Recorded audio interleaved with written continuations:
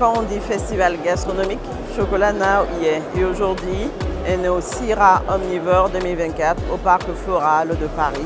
Et on part à la découverte des pépites d'Afrique et de tous les acteurs de l'écosystème qui mettent en valeur les gastronomies afro et les produits du terroir africain. Let's go!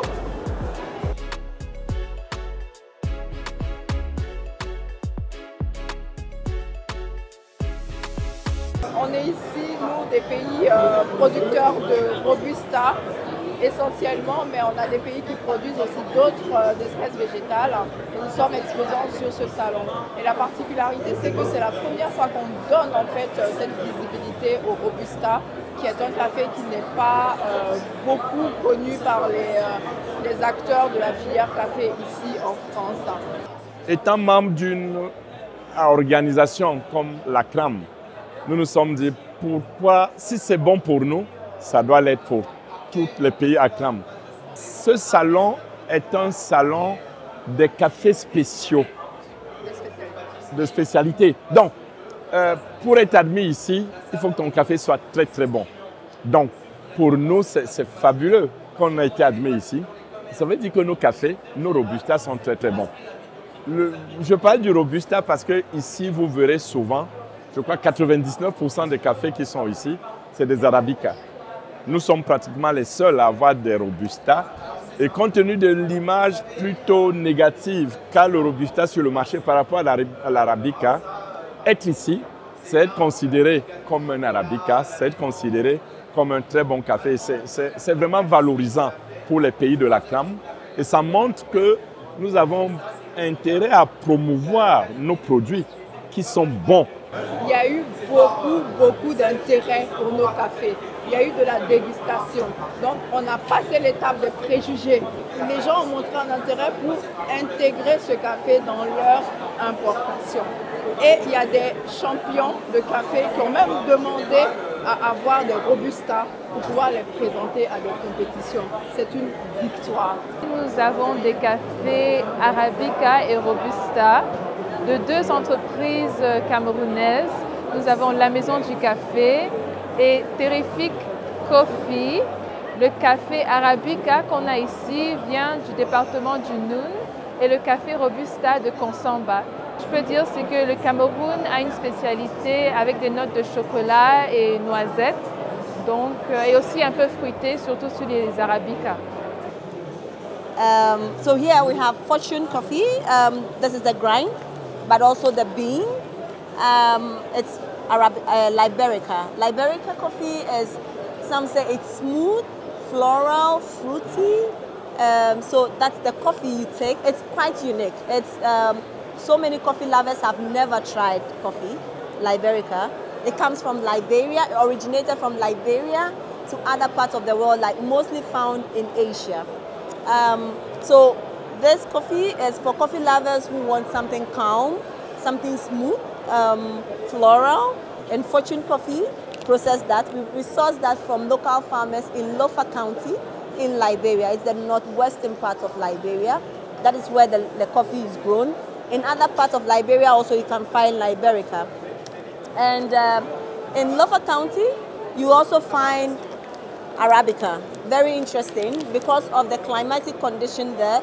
It's a bit hilly, mountainous, so I was also surprised to find they have very good Arabica there.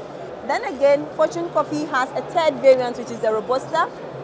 You wake up in the morning, you need to work, but you are moody, you are just down, and you need a boost, your caffeine boost, and Robusta is there for you. And this was sourced from the Volta region. So, Ziavi Tutu is a coffee from Ghana, and it's from a town called Ziavi in the Volta region. So Ziavi Tutu, we buy the coffee beans, the green beans from the farmers. We do the hacking ourselves. We roast, we grind, and we package it in this form. So we buy the beans from the farmers and we do the rest. So we are, let's say, from bean to cup. And it has a strong aroma and a great taste, very local from Ghana. Amouzou François, moine bénédictin, et ce qui est bénédictin est béni.